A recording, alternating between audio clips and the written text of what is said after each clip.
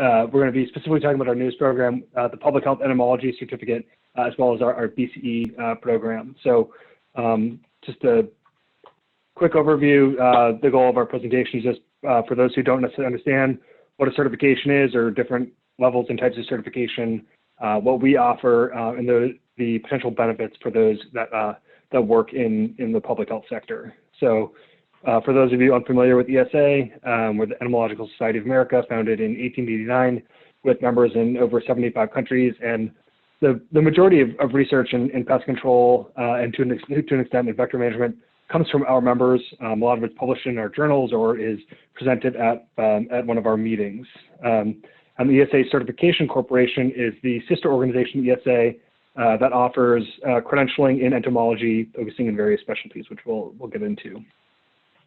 So as I said, ESA really sets the science through our journals and our daily news entomology today. So in terms of what certification is or what credentialing are, there are 4 forms of professional credentialing: a certificate, certification, licensure, and accreditation. So to give a quick breakdown on that, a certificate is something that's given to, bestowed upon an individual.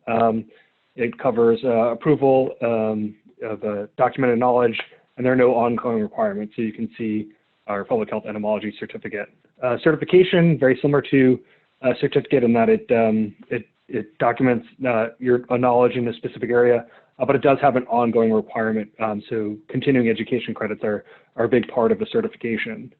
An accreditation, similar to a certification, but it's bestowed upon a company or a business rather than an individual. So there's an application and approval process, documentation of following standards, and again, ongoing requirements to maintain. And then the last type is a license, which can be bestowed upon either an individual or a business. And it, depending on where you are, it's mandatory either by the state or possibly by a larger governing body. Again, there's an application and approval process, documentation knowledge, and this isn't necessarily true, but generally speaking, there is a requirement to maintain continuing education credit. So anybody in the U.S. who has a pesticide applicator's license is going to be familiar with that. So our certification programs, the board certified entomologist program is our original program, started over 50 years ago. And it's for those who have a formal education in entomology, meaning you have at least a bachelor's degree in entomology or a related life science field. Certification, it's the highest certification available in professional entomology, and it's usually certification not just in entomology, but in other professions as well as the standard of excellence in any field. You know, when you're going to a doctor, you want to go to a board certified doctor. So it's sort of the equivalent in entomology. And so after graduating from whatever level of university, PhD, master's that an entomologist might have, those who go for their BCE are voluntarily meeting additional standards beyond that initial academic training. So they're diving deeper into a specific area of entomology and also continuing to stay up to date in the latest science through the continuing education requirements. And as it says here, there are 6 different specialties, which we'll get to in a moment. So even with a PhD or a master's in entomology, becoming a BCE is a great opportunity. I know actually there's on the call now, there's a couple of people who do have their BCE. It's a way to just demonstrate professionalism in your industry. Again, as I said, sort of that ongoing educational requirement shows potential clients or employers that you do have, you're staying up to date on the science, and it's not just from when you graduated with your degree, whenever that was. The academic rigor, it's a hard exam, even for those of you who might have a PhD. It's a very difficult exam, and it's a way of demonstrating that you have that additional knowledge, and it's a way to distinguish yourself from others in the field who hold the same degree. So if you're looking at 2 identical candidates, both have the same educational background, the same level of degree, the same everything, but one has their BCE and one doesn't. It is a way to differentiate and sort of show that, this person who has their BCE has gone above and beyond what that other person did. And again, there's immediate recognition as an expert when working with non-professionals. So that board certification always lends credibility with the general public. People hear that you're board certified, and they know that it means something additional. So if you're in an industry where you need to command respect and want to sort of lead as an example, then the BCE is definitely a good opportunity for you. You can market yourself as a board certified entomologist. We have some marketing materials, including promotional materials and wallet cards and a digital credential and a few other things. And you're listed on a roster of professional entomologists on our website. So as I said before, there are 6 different BCE specialties. Circled in red here is medical and veterinary entomology, as I think that when we're talking about vector control and public health, that's probably the one that's most relevant, because it really deals with arthropods that are vectors of diseases. So the overwhelming majority of our BCEs are in the urban and industrial entomology area, so that's structural pest management. And then the next largest specialty is definitely the med vet. But about 50% of our BCs are urban and industrial, and then it's probably somewhere between 25 and 30% that have that med vet specialization. So the requirements are a BCE, bachelor's degree plus 3 years postgrad experience, a master's plus 2, or a PhD plus 1, and then we also just want to see some letters of reference, transcripts to verify that degree, a resume, the application, the fees that are required for that. Agreeing to the code of ethics. I think that's probably one of the most underrated components of the BCE or any of our certifications, is that code of ethics. It just is a way to demonstrate to people that you're operating in an ethical manner and have your clients and science's best interest. And then of course you have to pass the exam, both the qualifying core exam and then whichever specialty you would choose.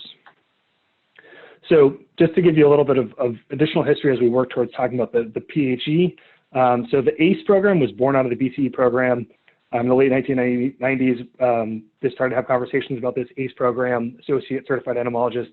And the idea was that for people who worked in structural pest management but didn't have a formal education in entomology as a way to demonstrate that knowledge and that expertise. So the program was launched in 2004 to create that rigorous credential. And to date, we have somewhere in the neighborhood of 1,300, 1,400 ACEs globally. So the difference between an ACE is not an entomologist nor a BCE. An ACE is also not a degree equivalency. It's just a method to demonstrate and showcase your professionalism. It's a professional credentialing program for those who don't have the formal education but really know their stuff when it comes to arthropods and structural pest management and IPM. So the question, how does this relate to public health? So public health entomologists need to have a comprehensive understanding of arthropods of medical and veterinary importance. And so the BCE MedVet specialty covers those pests and more. It delves into the specific pests that you would see if you're a public health entomologist, and those CEU requirements ensure that those public health entomologists are up to date on the latest science and research in their field. So the Public Health Entomology Certificate. So this was launched in the first quarter of 2020. It's actually exciting to talk to Pennsylvania. The first person to earn their PHE certificate was in Pennsylvania, actually, so that's kind of cool. It was developed in conjunction with the American Mosquito Control Association, and it covers aspects of IPM, arthropods of public health importance, which we'll cover on the next slide, and area-wide pest controls, and it's aimed for those technicians without a formal education in entomology, similar to the requirements for ACE structural pest control. So what we're looking at for somebody to go for their PHE is 5 years of experience, licensed pesticide applicator, 2 letters of reference, and the ability to pass the exam, which again is quite rigorous. So what does the PHE cover? As I said before, it covers aspects of integrated pest management, control methods, evaluation, monitoring, to ensure that we're following through on whatever the infestation or problem was, and that they're able to mitigate those issues. So the arthropods that we cover, they're listed here. The big ones obviously being mosquitoes and ticks, but we do dive into other arthropods that are of public health concern that are maybe not as common, but you can see the list here. So diligent self-study is definitely the #1 way to prepare for the exam, and it's a body of knowledge. It's not something you can cram for. So with the PHE or the ACE program, we recommend at least 40 hours of self-study, and we have a couple of resources that you can use to study for your PHE. There's a study guide that was developed for the ACE program that's a benefit, as well as a couple of other books and a PDF that's been put together. And actually, one of our BCEs just developed a slide deck to create a virtual training program to cover the PHE material. So the first one of those is actually happening sort of right now as we speak. So there's been good reception there.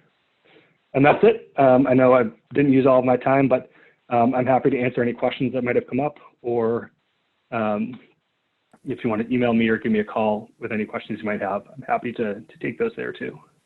You can just email me. My email address is up there. You can also go to entocert.org. There's more information about the different programs on our website as well. But I'm always happy to have a conversation. So give me a call or shoot me an email.